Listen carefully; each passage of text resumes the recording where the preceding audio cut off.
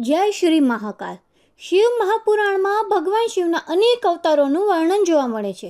કેટલીક જગ્યાએ તેમના 24 અવતારોનો ઉલ્લેખ છે તો બીજી જગ્યાએ 19 અવતારોનો ઉલ્લેખ છે. શિવના પણ ઘણા અવતારો છે. જો કે શિવના કેટલાક અવતાર તંત્રમાર્ગી છે તો કેટલાક દક્ષિણ માર્ગી પણ છે.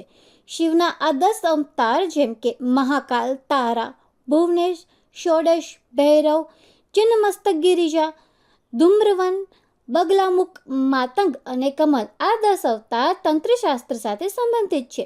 શિવના અન્ય 11 અવતાર જેમને રુદ્ર કહેવામાં આવે છે એ છે કપાલી, પિંગલ, ભીમ, વિરૂપાક્ષ, વિલોહિત, શાસ્ત, અજપદ, અપિર્બુદ્ધ, શંભુ, ચાંદ અને ભવ. ઉપરોક્ત રુદ્ર અવતારોમાં કેટલાક શાસ્ત્રોમાં અલગ અલગ પણ નામો જોવા મળે છે.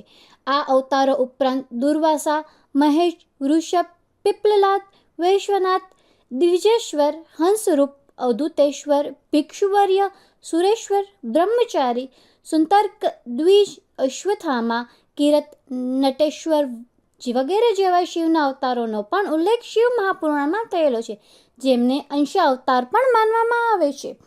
વધુ અપડેટ્સ માટે ફોલો કરો રાજકોટ કી આવાઝ ન્યૂઝ અને કોમેન્ટમાં લખો જય શ્રી મહાકાલ.